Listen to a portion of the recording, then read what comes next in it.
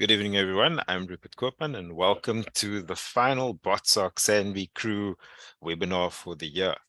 And yeah, we've always been talking about what happens on top of the ground with the plants, and it gives me great pleasure to stop the underground erasure and for us to actually delve a little bit deeper into what lies beneath.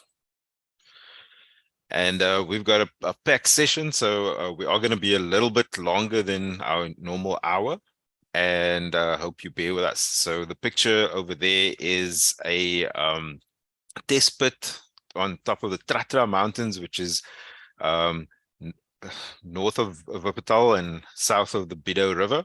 And essentially, the Rooibos Farmer of the Year is showing us what happens underground in an atypical rooibos area. But before that, I just want to welcome you all. Thank you for making time for being here with us. The house rules, as usual, are please, and I will enable the chat in as soon as I'm done with the preamble. Introduce yourself in the chat. Questions are for the presenters in the Q&A.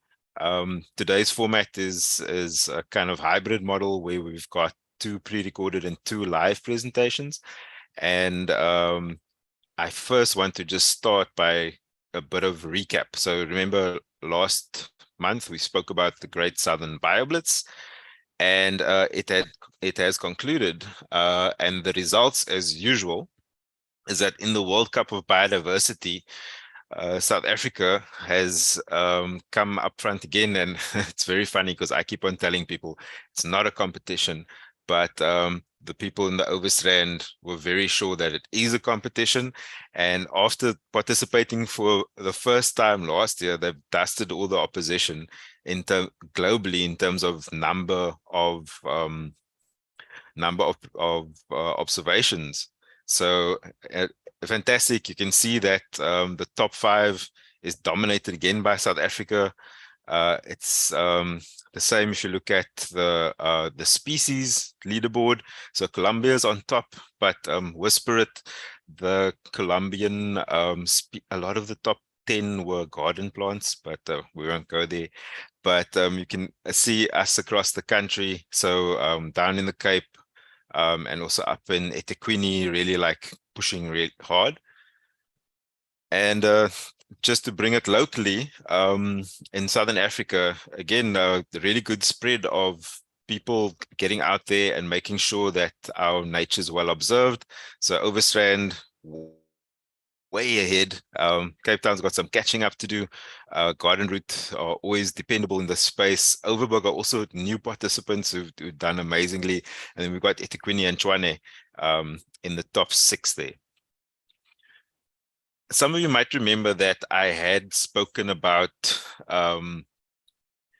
iNaturalist tourism, and that's what I did for the Great Southern BioBlitz. So with quite a big carbon footprint, starting in the Swartland in the west and ending up in Gqeberha in the east. And again, just a reinforcement of how incredible our biodiversity is. I managed to meet up with some of the BotSoc branches along the way, and we've done really well. As you can see, and I know some of you on the call are related or have joined the Botanical Society project on iNaturalist. If you didn't, please do that. I'm going to drop links into the chat now as soon as I'm done. And essentially, you can see that BotSoc members who are on the project contributed 18,000 observations for the Great Southern BioBlitz. So well done to everyone. Thank you for doing your best. And we look forward to what we can accomplish in the next challenge, which is next year's City Nature Challenge. And because it's on the big long weekend of 28th of April, it would be a good time to do some more of this iNaturalist tourism that we're talking about. Okay, so that's it from me. I'm going to enable the chat now.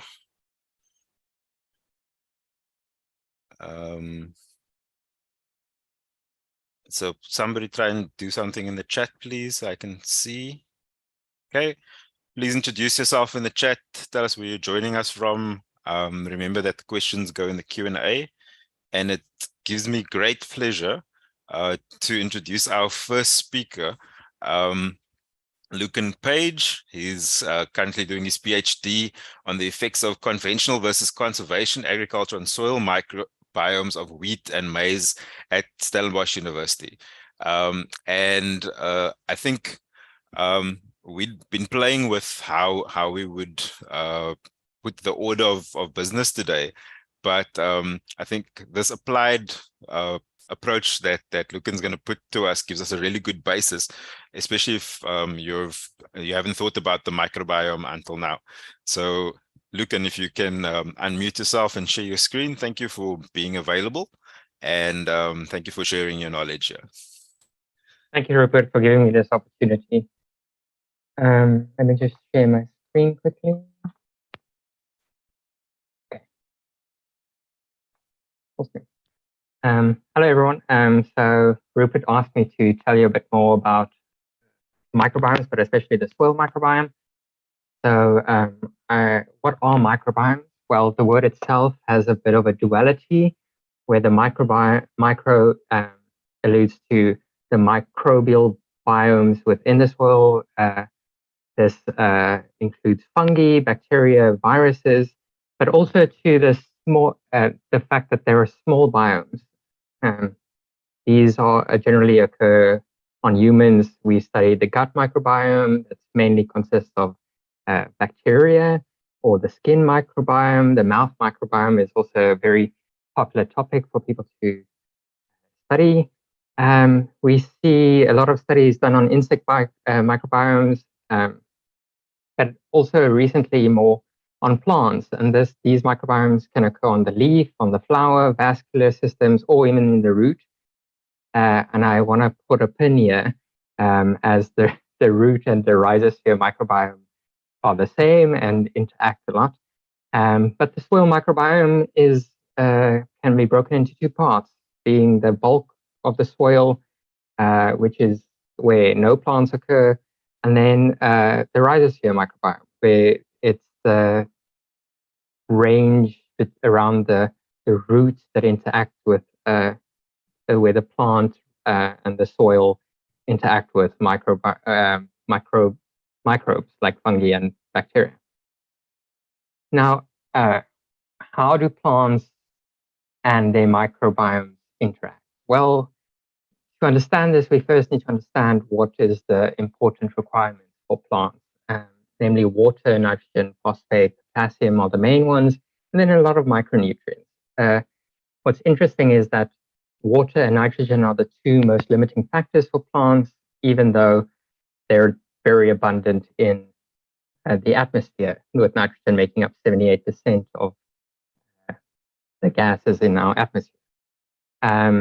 Unfortunately, plants struggle to take up these nutrients by themselves, and thus require microbes to kind of do the work for them. And they do this by selecting for certain types of microbes that they prefer, that can help them absorb the nutrients that they need. They do this by excreting exudates from their roots, and these exudates contain a lot of sugars, water, amino acids, things that microbes tend to like. Now, they tend to select for fungi that allow for phosphate solubilization, nutrient transport, biofilm, and you should start thinking about these fungi in the soil as highways or connective networks that plants use to interact with the environment around them. We know from forest microbiome studies that trees tend to have these mycorrhizal interactions with fungi, that they tend to connect with the roots, and they connect not only with the fungi in the soil, but these fungi allow trees to connect to one another and exchange nutrients. So there's a whole, almost like an internet fiber cable between them, where they talk to each other. And then plants tend to select for certain types of bacteria as well, and these bacteria are known for nitrogen fixation. Some act as pathogen antagonisms or deterrents, and then others are release plant promoting factors. This kind of positive feedback loop between the plant and the bacteria, where the plant provides food for the bacteria provides substances like IAAs or indole acetic acid that allow for like root formation and root growth that help plant health in the long run. So what are the factors that influence the microbiome of the soil? Well, you get biotic factors, so plant diversity, how many plants are in an area, the type of plants, the complexity of the plants. All these things influence the types and the diversity of the soil microbiome, but also the types of plants, different types of plants start selecting for different types of microbiomes. And certain plants have more developed structures that allow for certain types of selection to occur. And these, as a good example of this, is legumes that tend to select for nitrogen fixing bacteria, and they have these nodules forming, as you can see in this picture below, on the roots that allow for anaerobic environments to form where a bacteria rhizobialis, some agrobacteriums, to fix nitrogen in an anaerobic environment, and these plants are tend to be more effective at fixing nitrogen for themselves and for the environment around them, allowing more nitrogen into the soils, and other plants can then subsequently absorb them.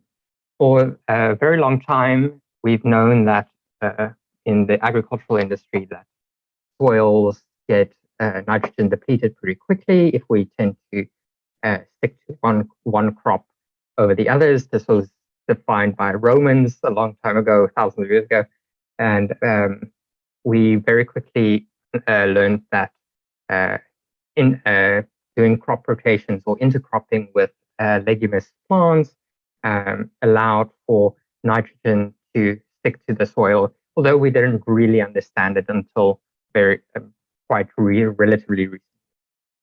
Crops that tended to be most effective were these legume crops like beans, peas, lupins, and lucerne, and they're still staple nitrogen fixes for farmers today. Interesting, there's quite a few fynbos genera that that fall under the leguminous category, and these include honeybush, cancerbush, Liparia, and indigofera, and quite a few others. You can SANBI has quite a good document on these leguminous fynbos plants. Now, other biotic factors that influence the soil microbiome are invertebrates like earthworms, nematodes, beetles, and ants. These mainly allow for the rotation and aeration of soil, especially the upper soil layers, that allow for good bacteria and fungi to grow because oxygen can seep into the soil. We now understand, and a lot of farmers now understand, that disturbing soil mechanically by tilling breaks those fungal hyphal layers that allow plants to connect to one another and kind of disturb the microbiomes in the soil to such an extent that they become non-usable by plants or ineffective. So you'll see a lot of farmers are now moving away from tilling towards no-till, which is a kind of good starting point for in conservation farming, especially. So they rely more on these invertebrates to create avenues for oxygen to seep in than doing that mechanically. Well, and then abiotic factors that influence the microbiome include the soil type. So sandy soils allow for more nutrient seeping, water loss, and oxygen levels. Clay soils, the opposite, where you get a lot of or waterlogging and anaerobic conditions. So these factors all affect the types of fungi and bacteria you find in these environments. And then the nutrient limitations of certain soils affect it. And also environmental factors I see in my research a lot, but also in a lot of studies like rainfall, temperature, and oxygen affect the types of organisms you find. So the biggest concern for us currently, climate change, and understanding the effects of climate change specifically on the soil microbiome might elucidate how we mitigate these factors and conserve biodiversity, not just in the soil, but also in plants and in nature. So just quickly, the Western Cape climate is a Mediterranean climate that consists of warm, dry summers and cold, wet winters. However, we've seen that there's been shifts in the climate recently, and with the most notable occurrence being the extensive drought happening from 2015 to 2019. Other key aspects of climate change we're noticing are rainfall extremes. So by this I mean we're having a much more difficult time to establish when rainfall happens. It's not happening at in time frames that we expected, or at time, or like in months that we hope for rainfall. So from April to October, which is normally our best rainfall times. So farming seems to be delayed or inhibited by our lack of predictability of the rainfall, especially for coming years. And then we tend to have our understanding of how much it will rain is also influenced by these extremes, and then the consecutive rainfall days are also influenced. But I'll get to the pendulum effect of the rainfall we're currently seeing due to climate change. And then another factor of climate change we also see is the temperature extremes. So we're seeing more record-breaking heat waves that lead to more soil moisture loss, and all these factors influence the microbiome in the soil. So specifically, how does climate change the microbiome influence? So this is the rainfall pendulum I was speaking about. So we tend to go from these long dry periods that cause the death or migration of these invertebrates, and then the subsequent soil hardening, which influences root formation of plants and microbiome permeability in the soil. And then we also see after these long periods of droughts that the beneficial fungi tend to die off or disappear from our microbiomes, which is concerning because that niche is then filled by fungal saprophytes and plant pathogens like Fusarium. And these are concerns for farmers, but also to the general biodiversity of fynbos as plants are affected by these pathogens. These long dry periods tend to be followed by quick, heavy rainfall events. And because of soil hardening, this leads to flooding and then death of both plants and microbiomes. But also, not only that, also the invertebrates in the soil. So they tend to move away from these extreme locations where it goes from dry to flood. And then we also see a lot of aerobic microbes that tend to be considered the good microbes dying off and being replaced by, once again, saprophytes and plant pathogens. And these saprophytes tend to expand a lot because all the plants are dying. And then we see that extreme temperatures lead to microbiome death, or at least decrease in biodiversity in the soil. We see an increase in thermophilic species and also an increase in human and animal pathogens that tend to have adapted to higher temperatures of like 37 degrees that humans are, or of animals. Some of these pathogens include Candida, which is a yeast that infects immunocompromised humans. Others are like E. coli or listeria that affect humans and animals, which are all concerning. And then I don't not to be just spread bad news. There are ways that we can mitigate these effects on the microbiome of the soil, and a few of the key points here are to increase plant diversity, and this is both in quantity and in quality. So both have more plants, so more diverse plants in an area.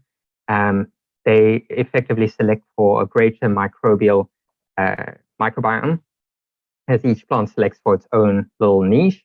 But the more they are in an environment and the more fungal networks you develop, the better, the more functional redundancy you get in the soil. So when a climate change event occurs, so when there's long drought periods or sudden spike in heat, you have these, and say, for instance, one of the good guys, good fungi or bacteria dies off, you have this functional redundancy where they can be replaced by other fungi or bacteria.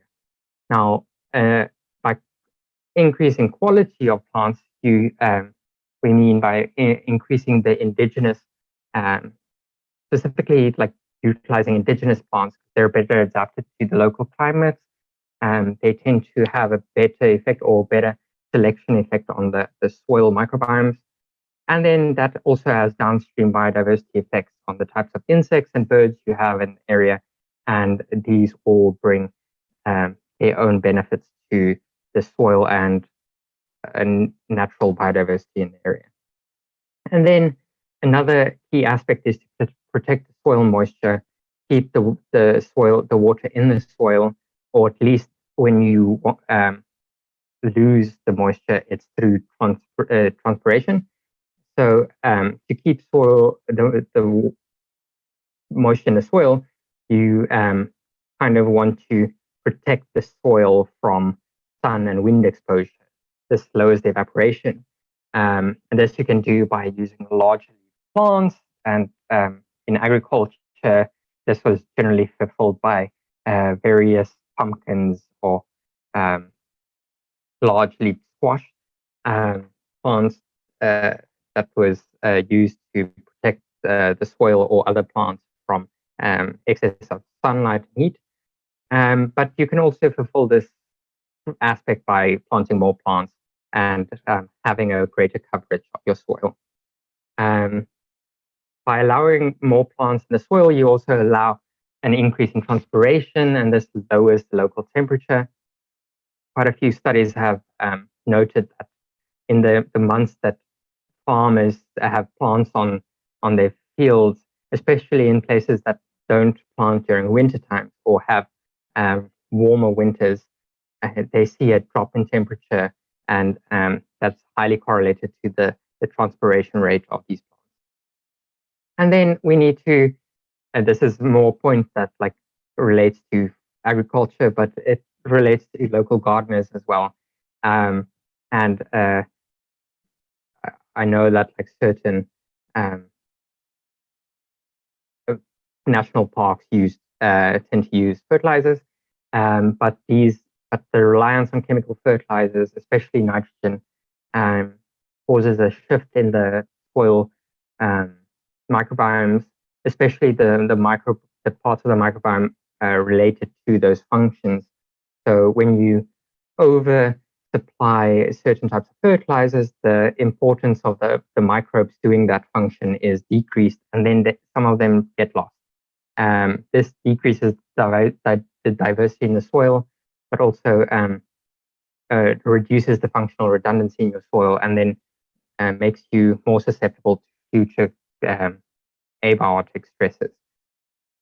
Another factor is thing you can do is by increasing your soil organic matter, by introducing a mulch layer, or keeping your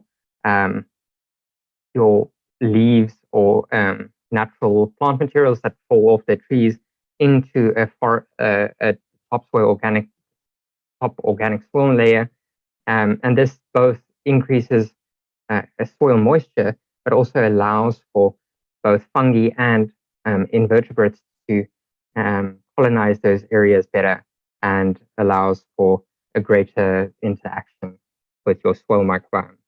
And then if you're struggling to understand how to mitigate these effects, you can always take the lead from nature. Nature has perfected some of these biomes over millions of years. And we're currently, especially scientists and ecologists, we tend to now look back in history towards natural, pristine environments on how we can increase our diversity within the soil or within our local environments. And as nature has mainly perfected it, this is the lesson we kind of learn all the time. And then just as a conclusion, more plants equals more soil diversity, but the higher your soil microbial diversity, the higher your functional redundancy, and the better climate resilience and effective sustainability you have in your environment. And then just everything is connected. Taking care of your soil and your subsequent plant biodiversity is effectively taking care of all of us. And if you, I just want to, before I end off, just leave everyone with a very interesting fact, is that we're more connected to soils than we think we are. Humans, although we have very bad smell senses, we are better, more capable of detecting geosmin, which is a common soil molecule that's associated with fertile soils, and we're more capable of detecting that than sharks are at detecting blood in water. We can detect about 100 parts per trillion, where sharks can detect about 1 part of blood per trillion of salt water, or per million. We're much more effective at detecting this. And if you ever wondered what geosmin smells like, it's that smell of fresh, like after fresh rain, you get in the air. Thank you very much. If you have any questions, I'd be happy to answer them. Or if you think of some later, you can always email me. Thanks. Thanks, Lucan. It's a really comprehensive idea of what goes on underneath. And I see there's at least one Landbouweekblad journalist online. And what I've seen recently in our interactions with farmers is that they're realizing that, they're not just farming with above ground, they got to sort the soil out, especially now in times where we've got supply issues with those artificial fertilizers. So thanks for that background. Just stop sharing your screen there. Okay, so it gives me great pleasure to introduce everyone's favorite botanical Kenyan in Cape Town. So Professor Mutama Mwasya is actually on the call, but because he had a tough day, we pre-recorded him. And he's going to neatly zip into what Lucan's been talking about. And so just as an introduction, Prof. Mutama Mwasya is a senior. He was, until recently, I think, Mutama, the head of the biological sciences department at UCT, which is rotational.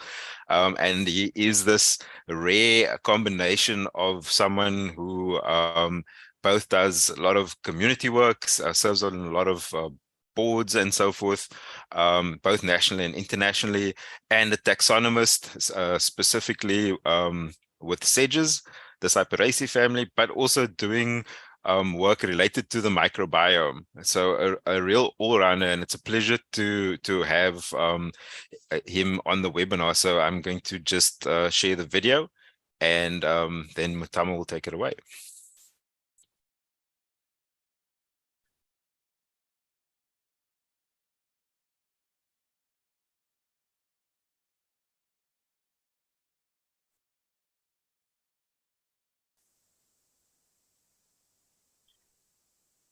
Good afternoon, and thank you, Rupert, for the invitation to come and talk at this webinar series, and also for the audience for leaving your comfort of your afternoon activity to come and be with us.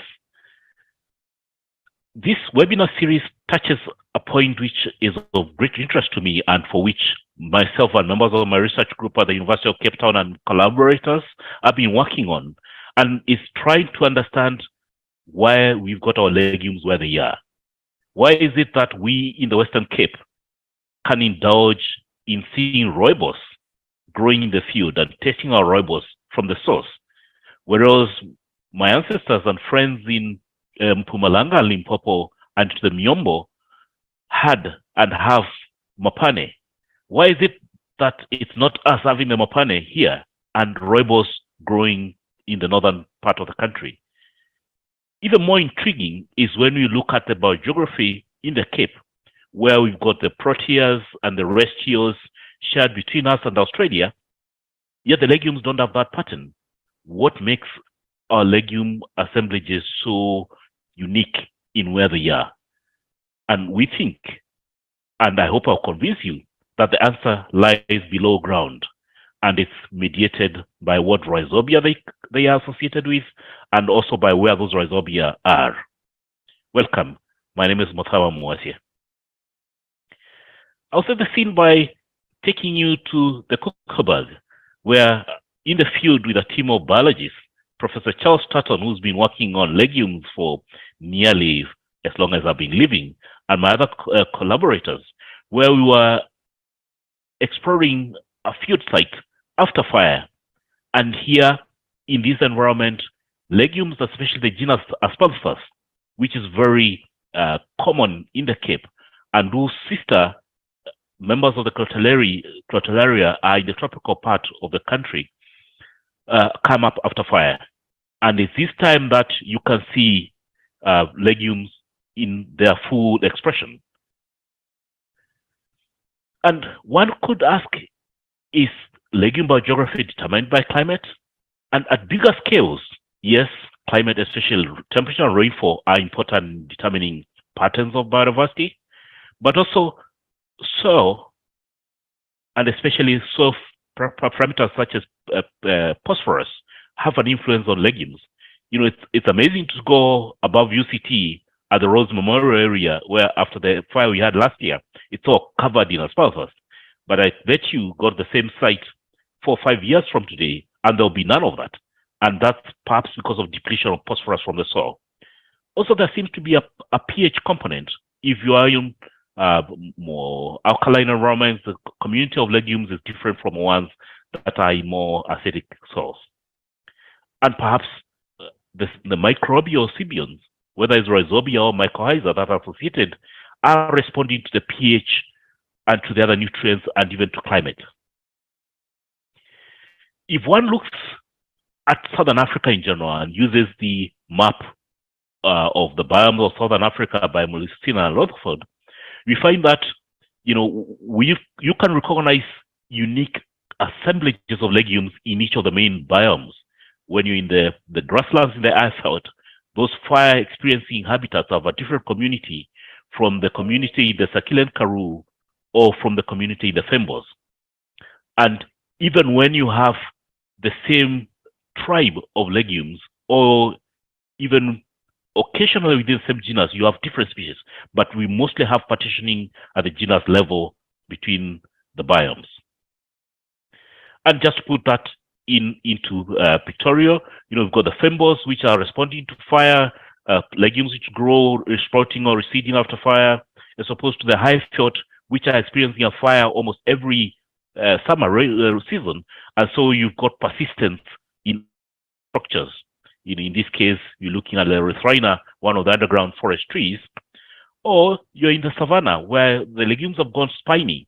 They are defending themselves against herbivores, or in the Sakile Karoo where you have dealing with water shortage, long periods of drought and such. And Testman and co-workers put the legume diversity into this picture, which is amazing that the circle size refers to the percentage of the legumes in Southern Africa out of the 1,700 species, and also the colors indicate the tribes that you have a lot of Crotalaria, but if you looked at that 79%, 37% of the Crotalaria, you can split it into half. Part of them will be in the fynbos as aspalathus, or in the high veld as crotalaria. If we put that biodiversity into a tree of life, and I warn you that legume classification has been recently revised, that what we recognize previously as families or subfamilies of Papilionoideae, Mimosoideae, as Sapinoideae have been merged because mimosas, the Mimosoideae, are part of the Sapinoideae, but we've got also the early emerging lineages, including Mopane or Bauhinia, are coming in as earlier branches, and we've got majority of the taxa are in the Faboideae, Mimosoideae group, and this is a group which involves rhizobia in nitrogen fixation. What you're looking at are nodules, which are structures. If you have uprooted a legume, you've seen these rounded structures, and in those are induced by the growth of bacteria and will house particular bacteria. And we've been using these structures for our DNA studies. When I say we, it's not just us at UCT. There's a team that's working mostly in the fynbos, and there's a team working in the IFL, especially the team of Professor Vanus Fenter at the University of Pretoria. And with this evidence that different kinds of bacteria are being involved. Burkholderia, now recently split into Paraburkholderia for the ones which are fixing nitrogen, as opposed to the ones which cause diseases in humans and animals, and in the fynbos, and Bradyrhizobium in the high veld. Even looking at a smaller scale, you look at the Cape Peninsula, for example, and we've Meshach Dlulu in his PhD looked at the community of legumes in the Cape Peninsula using specimens in the herbarium and going to the field and sampling. You found that you can group your legumes based on the soil type, that there is a community responding to, or carrying on the shale soils, Devil's Peak, Lion's Head, as opposed to the ones that are occurring in the high mountain peaks, as opposed to the ones which are occurring in the low-lying areas in the Cape Point area. And those separating on soils also separate on the community, and you can essentially, in the Cape Peninsula, you can recognize distinct habitats based on soils, and these are occupied by discrete legume assemblages. I would say that the Cape Peninsula is a microcosm of the legumes in the world, that you have distinction in the communities based on the endophic parameters. And we did this going further to look at, with Benny Lemaire's work, looking at legumes in the peninsula, in the fynbos area, and we find that we can put those rhizobia into distinct groups. Burkholderia having nodulating podleria, and many of what we consider as core Cape legumes, Bradyrhizobium in the high veld, and Mesorhizobium mostly nodulating Sorelia, Indigofera, and some of the aspalathus. Occasionally, you find that it's some general are nodulated by particular rhizobia.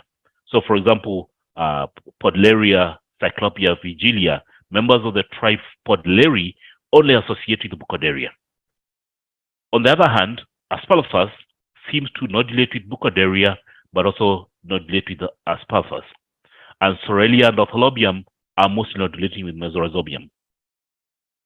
What's interesting is when you do common garden experiments and you take rhizobia, you take legumes from different parts of the country and you give them soils, or even you give them rhizobia in a culture from elsewhere, and there seems to be fidelity in particular taxa only forming nodules with only one kind or not the other. And then the question happens what happens when you have transfer genera which are mostly in the high veld? So, for example, of the Fasciolas group, we've got Bolus afra is a single taxon coming into the Cape, or Dipogon. And when you have that happening, you get a switch between the high veld Bradyrhizobium to one of the fynbos soils rhizobia. And so, to summarize this, you can say that you can recognize distinction between rhizobia when you're in the summer rainfall, in the winter rainfall. The summer rainfall mostly having Bradyrhizobium, the winter rainfall having Buccoderia exclusively in the Podleri, but Mesorhizobium in a variety of legumes, and that the widespread genera or species might use multiple types of rhizobia. Let's switch. This slide gives a summary of the common garden experiment, where we got a variety of legumes which are spanning from the Crotalleri right to the Sorelli, and we grew them with soils taken from the fynbos, or soils taken from the savanna. And then we looked at what rhizobia, we sequenced the rhizobia from the nodules after they had grown for a number of weeks. And we find that the soils from Limpopo mostly are recovering. Plants are nodulating Bradyrhizobium, with the exception of peanut, which is nodulating the rhizobium. Soils from the fynbos are being nodulated by legumes are being nodulated by Buccoderia with Mesorhizobium in a few cases. We might have, like the summer rainfall in Digofera lieli, using Buccoderia in the fynbos soils, but Bradyrhizobium when grown in soils from its home habitat. And also some of the Cape legumes like Sorelia are also able to nodulate with Bradyrhizobium when you grow them on soils from Limpopo. What about invasive legumes?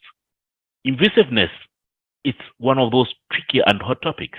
Why is it that only particular legumes are invasive? Why is it that we've got the acacia from Australia being a nuisance here? And I know that one of the other webinars will focus on this. But in addition to the Australian, you get the herbaceous legumes coming especially from Mediterranean Europe. And I dare to tell you that rhizobia also have a part to play here, but it's a more complex picture. When there has been, and there was an assumption that bacteria are everywhere, but increasingly there's evidence that bacteria, and rhizobia included, are structured. And when we have invasive legumes like the medicagos and others coming from Europe, and this work from a student work, we find that medicago and the lupin and vicia and such are nodulating with a group of rhizobia, which include Cynorhizobium, and which are part of what you get in the Mediterranean region. And what's even more amazing is that these legumes, the invasive ones, the herbaceous ones, are only in disturbed areas. We've tried to grow them in common garden experiment and giving soils from outside the invaded area, and they don't form rhizobia.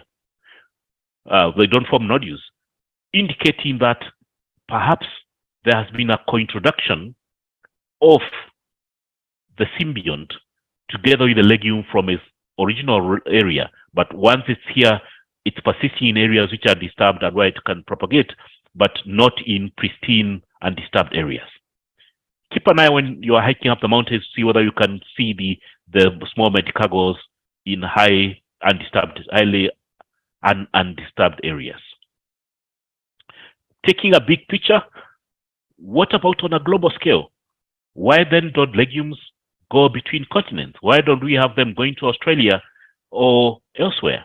And in this study by Lemea and Coacas, we found that when you look at the nodulating genes of the legumes are unique to an area.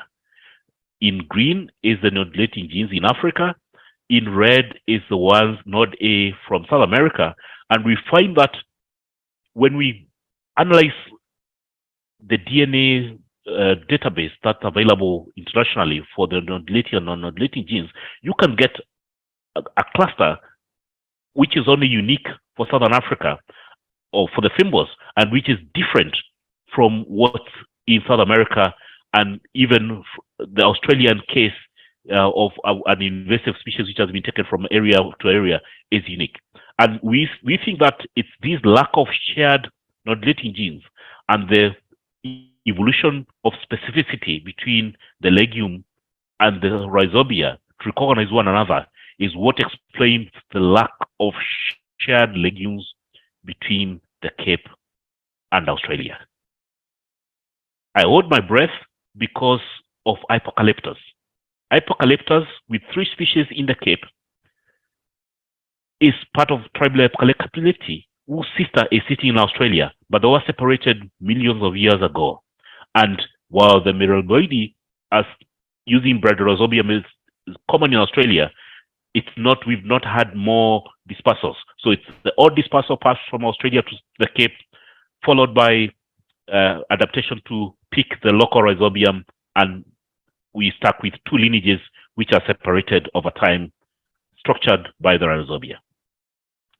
So if I can conclude, the Rhizobia biogeography, the legume biogeography is linked with the Rhizobia.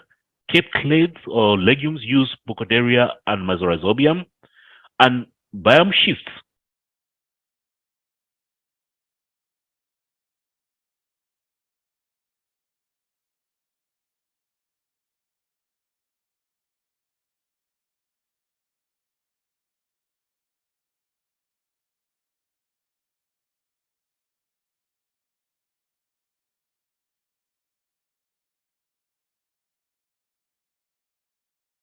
the Cape Peninsula as an example.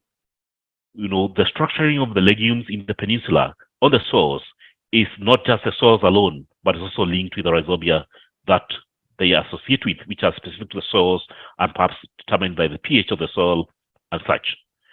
And, if we revisit this model, which was proposed by Pearson and Dawson to ask, what controls and predicts the patterns of biodiversity, while on the highest scale, climate has been invoked, we want to suggest that biotic interactions could also be playing a role at that high scale, and that biotic interactions are not only limited to the local and the micro scale, but should be perhaps also be playing at the continental and global scale.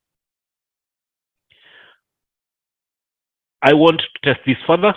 I'm looking for an opportunity to explore the elevation gradients, for example, here on Kilimanjaro, seen from the Amboseli area in Kenya, where you're rising from 600 meters to 6 kilometers. I would want to see the legumes in that range and how the Rhizobia are turning over. Thank you so much for your time, and thank you to the collaborators and students that have worked with me over time. Thank you for now.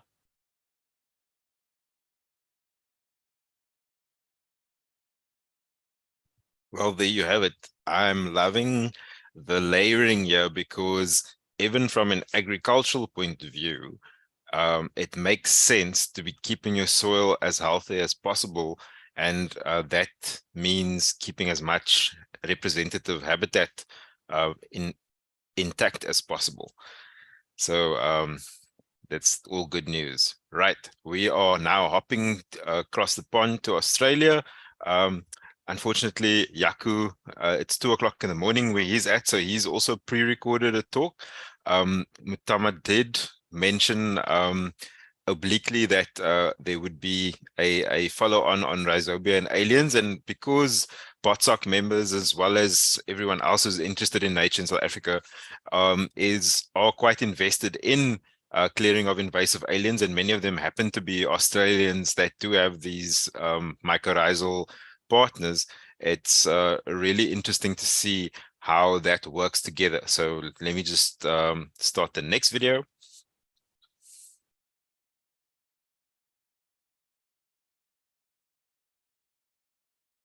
And Yaku will be introducing himself. Hello, everyone. My name is Yaku LaRue, and I will be telling you about soil microbial communities and plant invasions in Mediterranean-type ecosystems today. I would like to thank Rupert Koopman for the invitation to present at this particular webinar. Unfortunately, I won't be able to join you on is about 9 hours with Macquarie University in Sydney, Australia, but I'm also affiliated with Stellenbosch University, in particular the Centre for Invasion Biology, where I worked for more than a decade before moving to Australia. So I'm a plant ecologist, and I'm interested in the processes and dynamics that underlie the success of alien species, so invasive species, and their impacts on native biodiversity. And I think this slightly old and outdated conceptual framework for understanding the process of invasion is really helpful to frame any kind of research question, really. This is just a conceptual framework, and it lists a series of barriers that any introduced alien species need to overcome in order to become invasive. So the obvious first one would be geographic, and that is the human-mediated introduction of these species into their new environments. And of course, once in that new environment, the species need to be able to survive in order to eventually reproduce and disperse. So for introduced plants, for example, we know that climate matching is really important in that new environment to ensure survival initially. And then once these species start dispersing into the new environment, they may yet again encounter novel conditions to which they may need to adapt or have pre-existing adaptations for to survive in. So I'm showing you this framework because I think microbes have a very important role to play in many of these different stages of invasion and in facilitating alien species to overcome these barriers. Some of the classical examples include the association, for example, between legumes and rhizobia. These are bacteria that can infect the roots of legumes where they fix atmospheric nitrogen. So they provide an important nutritional benefit to the host plants. Many plants, of course, also form symbiosis with mycorrhizal fungi, and these may similarly help and enhance the chances of species that are introduced into new environments to survive and do well in those new environments. We also need to think about negative interactions. So in the case of introduced alien plants, they often lack these specialist enemies from the native range. And from a microbial viewpoint, these could include bacterial and fungal pathogens. And of course, when they don't need to defend themselves against specialist enemies, so things that are highly co-evolved with them, they can reallocate those resources towards something else, like making more babies, for example. So this is the picture that I used in my first slide, and I took this in September, somewhere between Pringle Bay and Betty's Bay in the Witwatersrand area. And all this green shrubbery that you can see in the forefront here is Acacia cyclops roykrans, highly invasive, and it's a monotypic stand, very little native species to be seen in and amongst all of the thickets in this particular landscape. And most of my work over the last 2 decades or so have been on Australian acacias, and in particular with reference to the Cape. So you can imagine that when you see these very evident above ground impacts by species such as Acacia cyclops, you can imagine that the below ground impacts may also be substantial, of which the most biodiversity in that particular environment would be represented by microorganisms in the soil. So one of the aspects that my work has been focused on over the last few years is this relationship between legumes and rhizobia. So as I've mentioned before, these rhizobia can form mutualistic interactions where they fix atmospheric nitrogen that the legume can then utilize, and in turn the legume will provide them some nice sugars. So these bacteria are free living in soils, and they react to the exudates by legume roots, in particular isoflavonoids, and they can then recognize their host plant, infect the root hairs, and form what is called a shepherd's crook infection thread, and eventually trick the plant into forming a nodule. It's within these nodules that the bacteria will be synthesizing organic nitrogen in exchange for photosynthate. I think when we think about biotic interactions in any biological setting, it's important to remember that these interactions can span a continuum of specificity. That is, at the one end of the continuum, we may get highly specialized interactions where a single species of plant, for example, can only interact with a single species of bacteria for effective symbiosis to occur. On the other end of that spectrum, we may get highly generalist interactions where a particular plant species may be able to associate with a whole wide range of different bacteria, different species of bacteria, and equally effective. So we would call those plant species specialists and generalists, respectively. And we wanted to test this idea for Australian acacia and their rhizobia. In particular, we classified various different acacias in South Africa by their range sizes. So here indicated as quarter-degree square grids. So we then decided, based on these distributions, that we could group them broadly into widespread acacias, so those that have 40 or above quarter-degree square grid distributions in South Africa, and very narrow range or localized acacias, so those with 10 or less quarter-degree square grid distributions.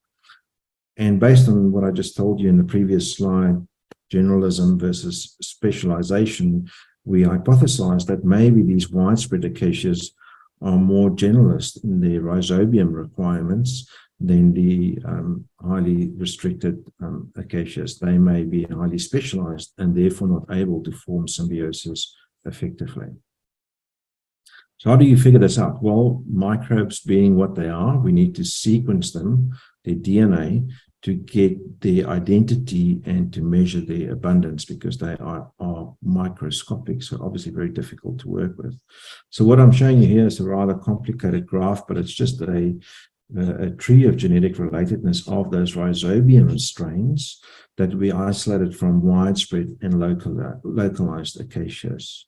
And then for each of these, we could indicate the abundance of those individual strains of rhizobia in the root nodules of these different acacias, indicated here by the grayscale ramp. So the cells that are filled with dark or black indicate super highly abundant rhizobia in that particular association. So I guess the take-home message here is, when you look at what we call OTU1 up here, which is a particular strain of rhizobia, it was by far the most abundant and preferred rhizobium lineage for all of these different acacias, whether they were widespread or localized in their distribution. So in short, we didn't find any support for our initial hypothesis. We then wanted to take this one step further, and I wanted to compare the genetic relatedness of rhizobia in association with acacias in South Africa to the rhizobia in association with those same acacias, but in Australia, in the native range. And since my wife is from New Zealand, we went there on holiday, and I also managed to grab a few of these acacias that are naturalized over there, and I isolated some rhizobia from the nodules too. The phylogeny on the left-hand side is pretty complicated, but I'll just give you the one-sentence summary, which is that for 4 different acacia species that we looked at, we found that all of them in New Zealand and in South Africa have been co-introduced with their rhizobia from Australia. So in other words, the rhizobia that is nodulating acacias in South Africa and New Zealand came from Australia, and in particular, they're from a genus called Brady rhizobium. So unsurprisingly then, I suppose, when we inoculate these plants in the glasshouse, so we have these different species of acacia, and we provide them with the bacteria from either New Zealand, Australia, or South Africa, they do really well. They grow nicely, they perform pretty well, but not so much if we don't add any bacteria. But I guess the take-home message is that they do equally well with bacteria from New Zealand, Australia, and South Africa, Again, unsurprisingly so, because we now know that the South African and New Zealand rhizobia came from Australia. So what could this potentially mean for native legumes? Because this is a legume interaction, right? Here we looked at uninvaded sites that were relatively close, so within a couple of 100 meters away from semi-invaded. So we have some acacias, but they're not completely dense, and heavily invaded sites in very close proximity.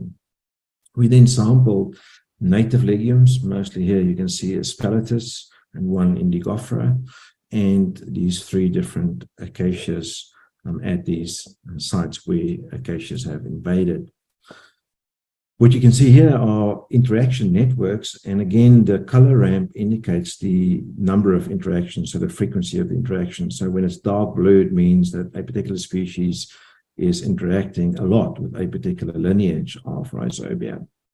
And these little red boxes around these interaction cells indicate modules, so certain groups of bacteria more often interacting with certain groups of or certain host plants. And the take-home message for us here was that species that we don't find, native species that we don't find in invaded sites, so for example, Aspalathus cephalotes, we didn't find in semi-invaded or heavily invaded sites. They are highly specialized. We could work out the level of specialization based on the interactions. Whereas the species such as Aspalathus ciliaris that did persist in these sites, we know they're more generalist because we can work that out based on the interaction frequencies that we could work out. So the take-home message here is that highly specialized native legumes might be pushed out in these invaded sites by the lack of compatible bacteria. Of course, there are numerous other reasons those species may not be there, such as competition and so forth, but we do find evidence that the bacteria are no longer present in those soils.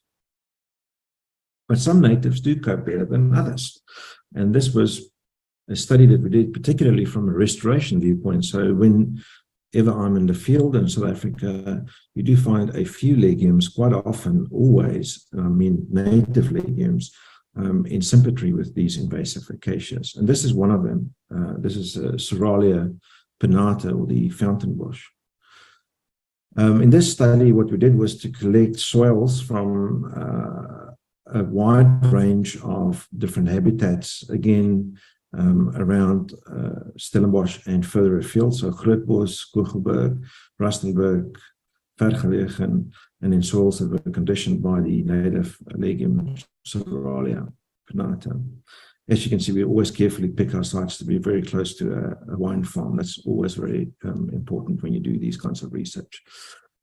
So we then managed to collect root nodules. We grew these 2 legumes in soils, in all of these soils.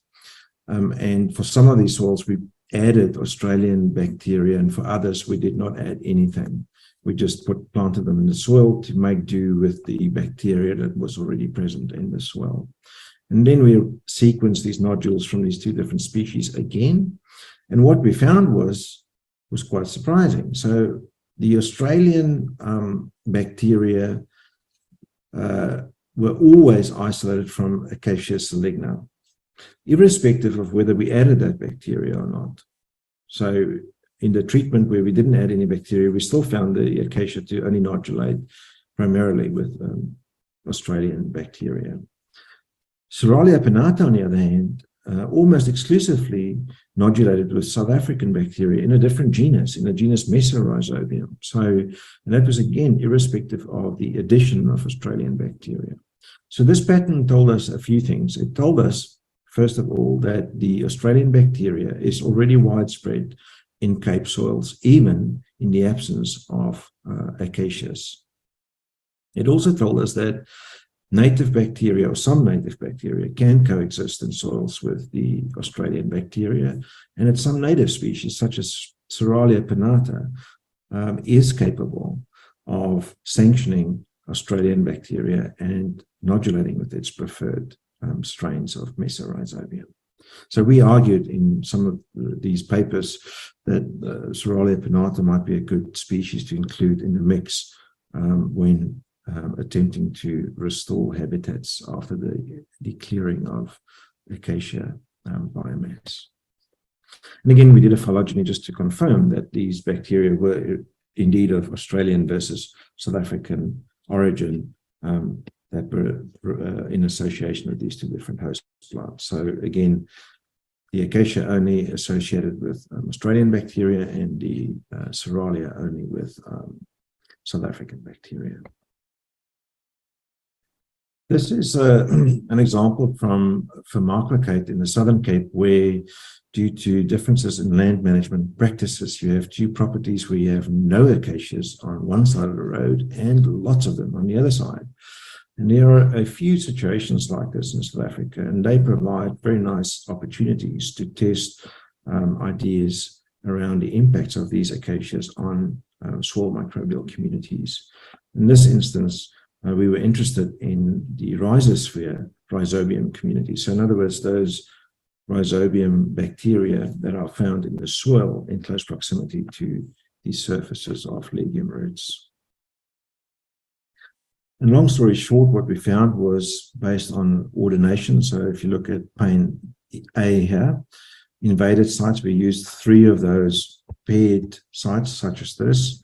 For 3 of them, we could find a very low dispersion of the communities of rhizobia. So that means there is a homogenization effect due to acacia invasion when you compare it to uninvaded sites indicated in blue here. So they're much more dispersed and unclustered in this ordination plot. Moreover, as indicated in pane B down here, acacia invasion leads to a dramatic drop in the richness of rhizobia. So in other words, the species of rhizobia become lower in invaded areas compared to uninvaded pristine soils. A few years back, we also had a very clever PhD student who was a microbiologist and a genomicist, and he was able to sequence the complete genomes of microorganisms in the rhizospheres of acacias. Here I'm showing you the example of Acacia dealbata, the silver wattle. So he sequenced the whole genome, and then they can quantify the number of individuals for each one of these genomes that are present in the soils. And again, what he found, lo and behold, Bradyrhizobium of Australian origin, highly abundant in the rhizospheres of these acacias, but he also identified other types of bacteria that we call plant growth promoting microorganisms, known for their nutritional benefits to legumes. So here's an example of Crabilla and so forth. We don't know whether these bacteria are from Australia or whether they are actually South African bacteria that are being selected by these plants in their new environments. But irrespective, we found very strong evidence using this metagenomic approach that acacias are enriching soils to their own benefit. And this is really what led us on to look at what we call plant soil feedback. So in other words, do these changes that Australian acacias bring about in soils lead to positive feedback so that they benefit from those changes that they bring about? And the short answer is yes, absolutely. So we did an experiment with lots of different species of acacia where we planted them in uninvaded soils, so soils that's never been invaded by acacias, and in neighboring areas where we collected soils from underneath thick acacia invasions. We then also applied Australian bacteria to some of those soils, and others we left just as soil, so it was a factorial design. And the take-home message is that plants always did much better when grown in invaded soils, indicated in red here, than compared to when grown in soils that have been uninvaded and indicated in blue in these graphs. And that was irrespective of the addition of bacteria. And I think that's important because it is an agreement with our contention that these bacteria are already widespread in CFR soils. Moreover, when we looked at the per capita gain of fitness, so when we look at the growth and various allocation of biomass for these acacias against the number of root nodules that they form. So it's like kind of like getting an idea of what is the fitness benefit for every single nodule that you form. We find that in uninvaded soils, irrespective of the fact that they generally perform poorly, the slopes of these relationships are much steeper. And that tells us that even though they perform poorly, so in other words, they don't nodulate as well, for example, the gains that they get from nodulation is much more important under those conditions. And again, this just, in my mind, illustrates the importance of this particular association in allowing the establishment of acacias upon introduction into new environments. So I can keep on talking about this kind of stuff for hours if I was allowed to, but Rupert did say I only had about 10 or 12 minutes to talk, so I'm going to have to conclude right now. So I think our work and work from other areas such as Portugal and South America and Brazil has found that Australian acacias are often co-invading Mediterranean ecosystems with the exotic Bradyrhizobium strains. So these have been introduced from Australia. They also enrich the rhizosphere soils for plant growth promoting microbes, and these lead then to positive feedback plant-soil interactions. Co-introduced Bradyrhizobium strains are dominant members of soil communities, and we think they are now widespread in places like the Cape. We don't know much about the consequences of these foreign, exotic, and invasive microbes on native legumes, for example. And this is something that we're just starting to look at, but definitely something that needs further attention. Right, so that only leaves me then to thank all of my wonderful collaborators and students and postdocs over the years, all of them shown here, who have in one way or another contributed to the work that I spoke about today. Of course, there's nothing like a free lunch in science, so I would just like to finally thank all of the entities that funded my research over the last couple of years. And I would like to thank you for your time. I hope that you have a very enjoyable webinar, and I look forward to interacting with some of you in the future. Cheers, everyone. Keep well. Bye-bye.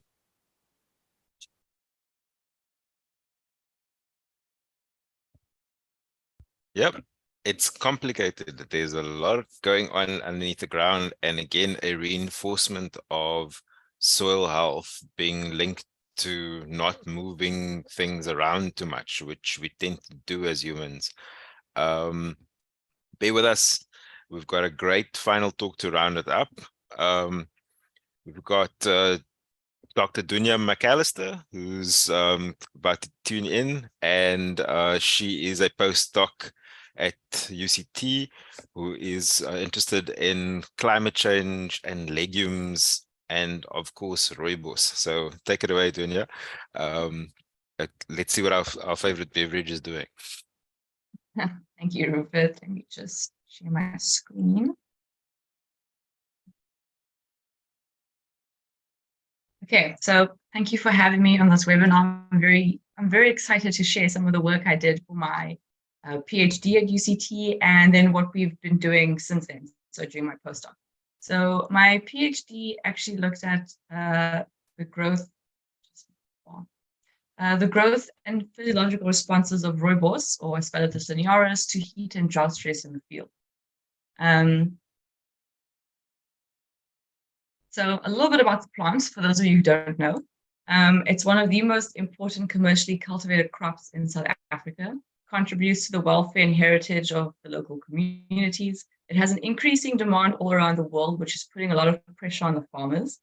And that's very important because it only grows here in South Africa. So attempts to grow anywhere else in the world have failed, as far as we know, unless it's being kept secret somewhere. But as far as we know, we are the only suppliers of this. So it's putting a lot of pressure on farmers and everything else that goes with the plant. So a little bit about the plant. Rooibos I find very interesting because of a number of factors, but mainly because They're able to produce very deep taproots that have been reportedly found deeper than 5 meters. They produce nodules that fix nitrogen. They have cluster roots during the winter times to get phosphorus, and they have various mycorrhizal associations. So they have a lot of stuff going on underground to help them in these very stressful environments. Overall, it's a mild-tasting herbal tea, has no caffeine, very little tannins, and a lot of antioxidants. So it makes it a very healthy drink, which is why it's so popular all around the world. The problem is, however, that climate change is obviously exacerbating issues. So particularly in Mediterranean regions, things are going to get a lot hotter during summer, drier during winter, and there's going to be increased dry spells during all seasons. There's also going to be more heat waves during the hotter seasons, which is very problematic. So this is one of my favorite graphs, just showing very simply what's been happening over the couple of last decades in South Africa with regards to climate change. So the blue stripes indicate on average cooler years, and the red stripes indicate hotter years. As you can see, the last few decades, it's been getting hotter and hotter, and with more intense heat as well, not just warmer conditions. So onto the problem.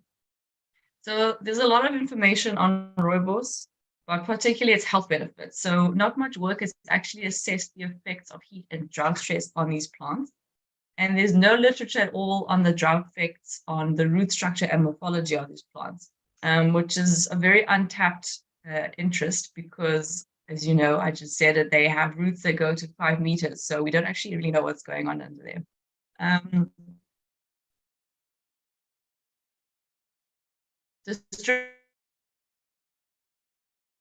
Distribution models have been showing that with current climate change, the geographic range of rooibos is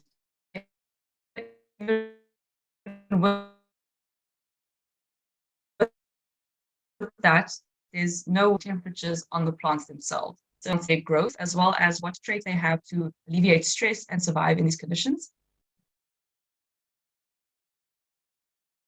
Sorry, maybe I lost connection now. No, Dunya, it's fine. I just put off your video because you were breaking up a little bit. So I think just continue. Oh, I'm sorry. No worries. Okay, no problem.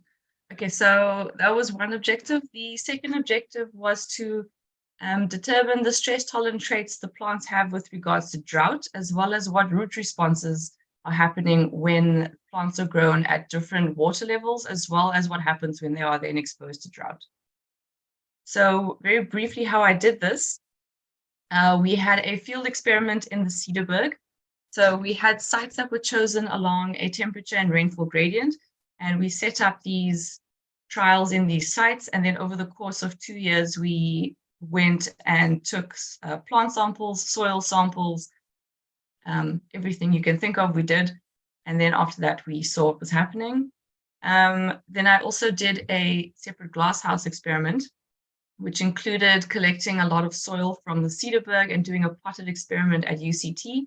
The plants were grown at 2 water regimes, 70% field capacity, which is considered well watered, and low moisture, which is about 30% field capacity, which is what we assume the plants are readily getting in the field during summer. So after about 6 months of growth, the plants were then deemed big enough to be exposed to drought, and then we droughted them and collected results. So the field work was done in the Cederberg. These are the 4 sites that I had for my work. The 2 top sites, Eitzig and Clanwilliam, were considered the heat stress sites. So they readily had temperatures that were above 35 degrees during summer periods, and the 2 bottom sites, Citrusdal and Aurora, were considered the cooler sites. So while temperatures were still above 30, they didn't frequently reach above 35. And the 2 bottom sites also had a lot more rainfall there. So what we did was, like I said, we collected a lot of plant samples. So we did infrared gas analysis, we did chlorophyll, phenolics, a whole bunch of other stuff I can't remember now. We also tested the soils. So we had a good idea what was going on. So what we found was how is rooibos actually tolerating the summer heat?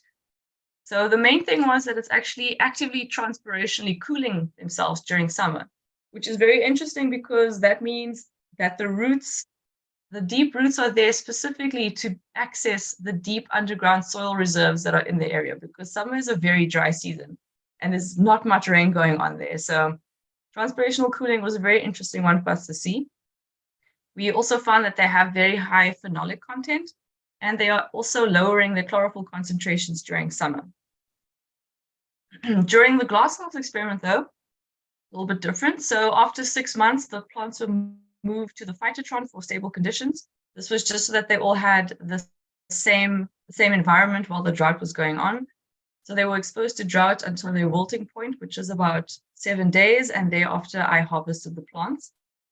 So what we found was that plants grown at the lower moisture levels had 50% less biomass than the plants grown at adequate levels. So rooibos does enjoy having more water, good for it.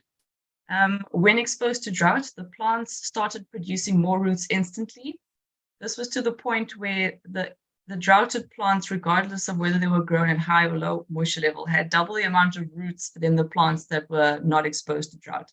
So it seems that rooibos isn't able to really tolerate drought, but more avoids it by closing their stomata and then producing these very deep roots very fast to access water deep down.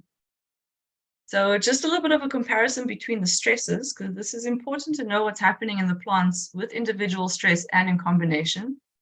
So with the stomatal contivity under heat stress, they were open, obviously allowing for transpirational cooling for the plants, therefore alleviating heat stress. Under drought, though, they had closed stomata, so they were conserving the moisture that they had inside.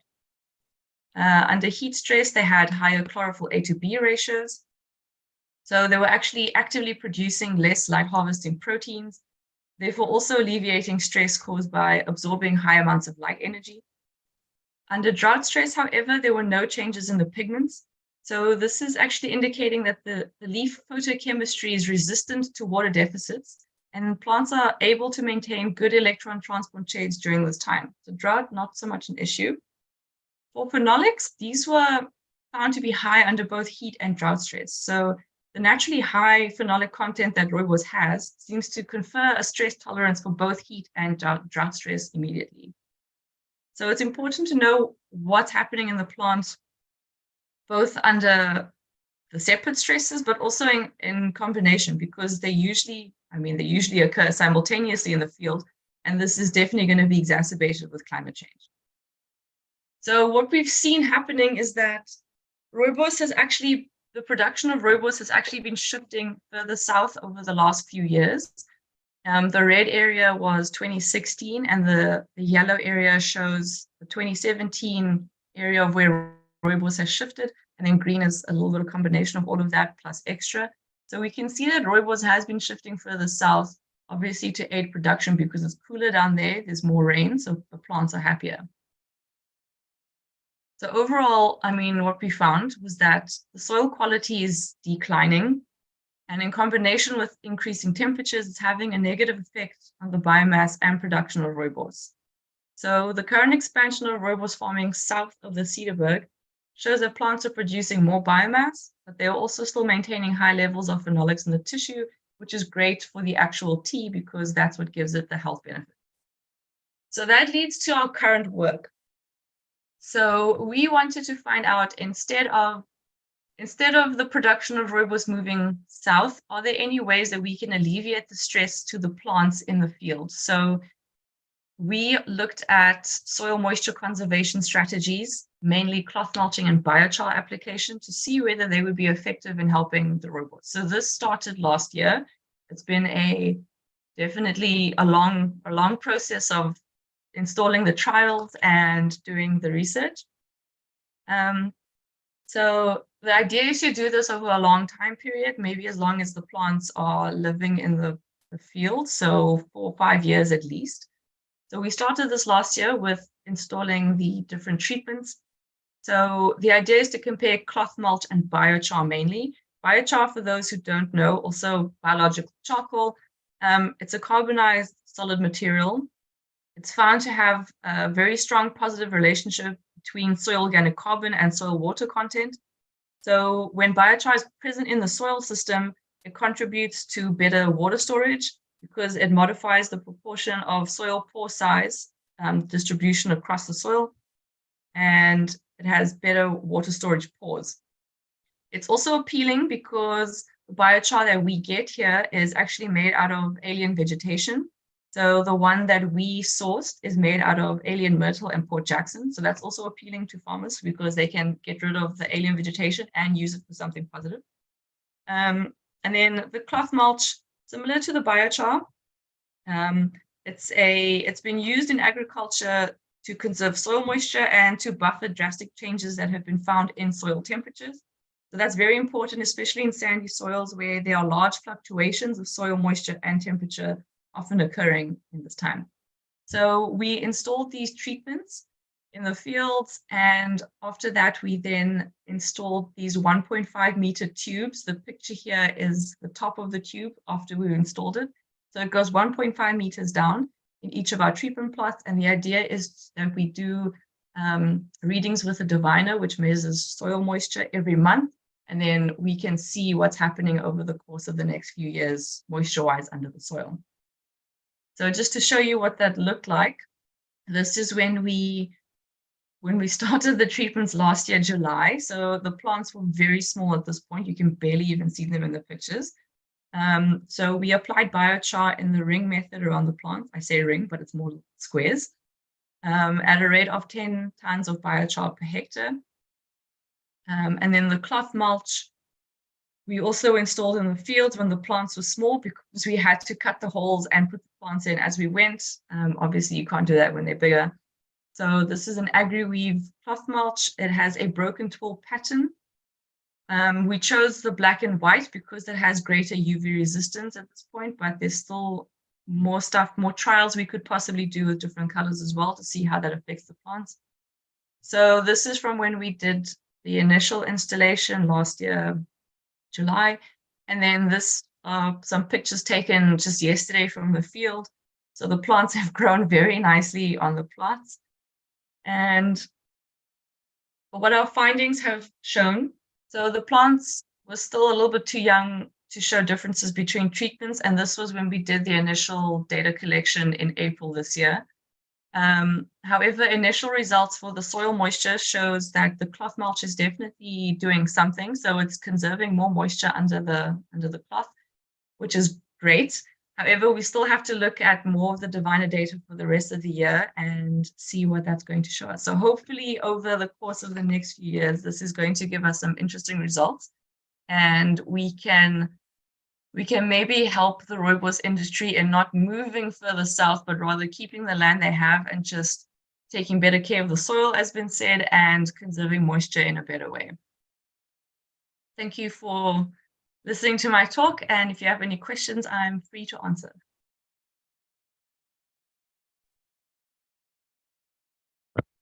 Thanks so much, Dunya. Cool. So everyone who's still around, thanks for sticking in. I see some hands. Remember you can use the Q&A to put your questions in. But first, I'm going to ask the panelists to put on their videos, and are there any questions that you want to ask each other based on the presentations? I think it was a really nice mix between the applied agricultural sciences and then all the way through to the taxonomy as shown there by Prof. Matama. So Luke and Dunya, do you want to ask each other something? And then I will open to the floor. I have a question for Dunya. The cloth mesh mulch that you use, what is it made of? I think I missed that part. The cloth is, I'm going to explain, it's like I should take out a sample. It's a plastic, I can't remember, like a PVC plastic thing. So it's literally almost like shade cloth looking stuff. So this is the pattern that we use, the black and white interweave. And it's a very durable plastic. So it's able to resist being worn down by the sun, which is great because we want to keep this long time in the field. And obviously if it's too exposed to sun, some things, break down and then you have to like put back in the field, which is a nightmare when the plants are huge. So yeah. Are you concerned about any like microplastic forming and like the That dish, degradation by that crossed my bacteria and mind. stuff. Yeah, that crossed my mind when we were initially doing this. And the thing is that there's not much research done on this stuff. Even the guy who was selling us the cloth mulch says they have no idea what kind of effects the stuff has on even the other agricultural places they're doing this. So they're trying this on citrus, they're trying it on apple orchards and stone fruit.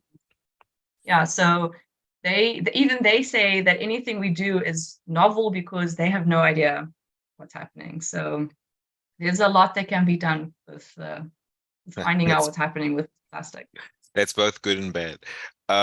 So I've got one semi question, and then there was one from Tony Rubello in the chat.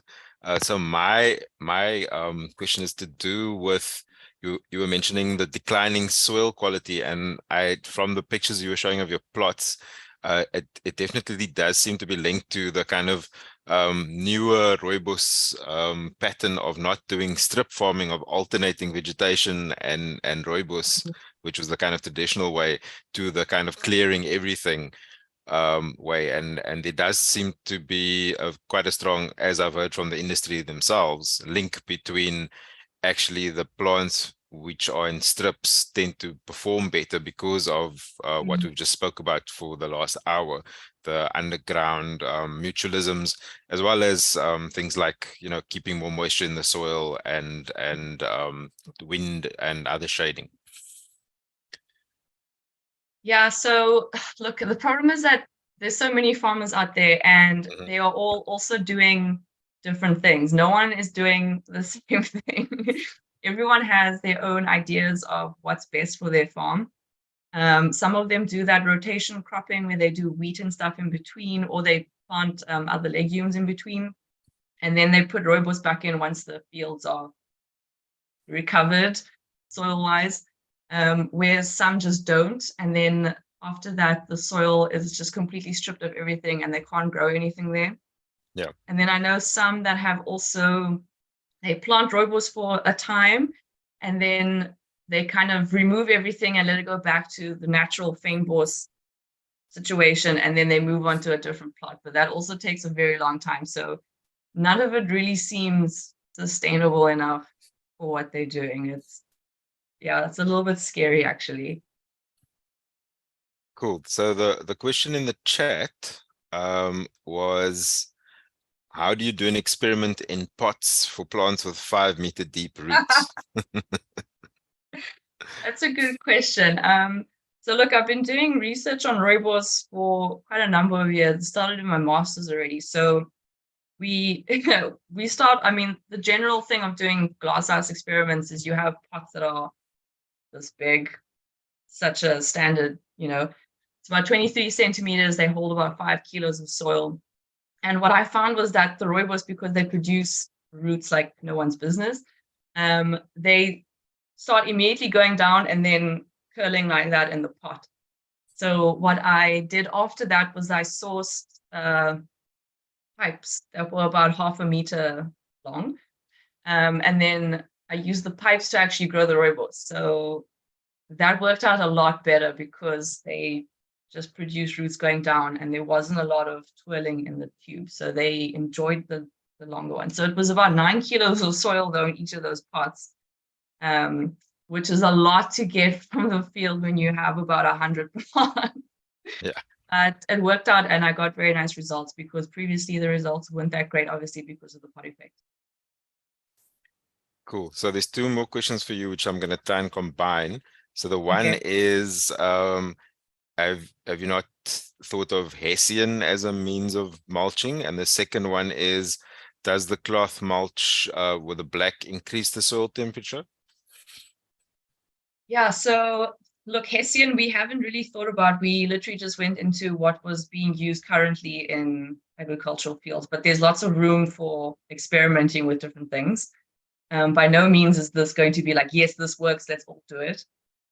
And then, so the color thing we debated about, because they have the option of either the black cloth mulch, or white, or a combination of black and white. So each of them would have different effects. I mean, black would obviously absorb more heat. It would be hotter under the plants. We don't really want that, but white would also then reflect everything. So we went with an in-between one, just to kind of keep it standard at this point. But again, like I say, there's room for trying everything and seeing what effects there are. We just don't know it yet. This is literally just the tip of the iceberg and starting everything. Cool. I'm gonna check, Mutama, do you want to ask either of your co-guests a question? And if you're having issues on that side, just type it into the chat. And then there's a really interesting question. I'm going to throw this at Lucan because it is kind of agricultural. Has anyone worked on soil biodiversity rehab of land going through remediation work from exposure to industrial manufacturing?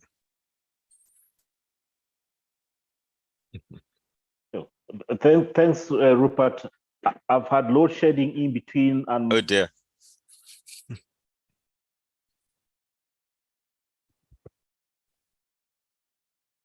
Oh dear. Oh dear. There's a lot of dears happening. Yeah. it's on the video. Answer off camera. I don't have any question for my co-panelists. Okay. Cool. No, I just wanted to give you that opportunity before we go wild. I'll lead him to have his dreams for tonight. Okay, thank you. Lucan? I haven't really focused that much on bioremediation, but there is a lot of studies that look into it specifically, but they look more into like utilizing certain plants or certain types of fungi in extracting heavy metals and such out of the soil. We do see a lot of enrichment in agricultural soils of bacteria and fungi that are known to break down pesticides and herbicides. So those are there, but there's greater effects that we see from droughts and rainfall and how farmers apply fertilizers and stuff like that. What's interesting is that hearing about the bradyrhizobium, I quickly went to look at my data sets, and they were enriched after the drought, which is interesting because so are a lot of fungal pathogens. And then once it rained for 2 years, they disappeared out of the soil again. So if we can keep soil moisture at a certain level, we can keep these pathogens and foreign bacteria out of our soils, or at least keep them at such a low quantity that they're not problematic. Yeah, and that's why keeping as much natural veg as possible intact does that, because of both the deep rooting, the undersoil mulch, as well as the shading, as opposed to having bare soil. People, I think this has been the longest webinar ever, but it's because we've covered a hell of a lot of ground, both above and below. And I want to thank everyone for sticking around, and especially our speakers, Yaku while he's sleeping in Australia, Dunya, Lucan, and Mutama for staying at the university until this time. So thank you, presenters. I just want to end off with a final slide here. Okay, so this is the last webinar for this year, because I don't think any of you will be tuning in on the 29th of December, should we have had one. And if you do, there's the BotSoc YouTube page to watch the webinars. And then we want everyone to please have a really good and safe festive season.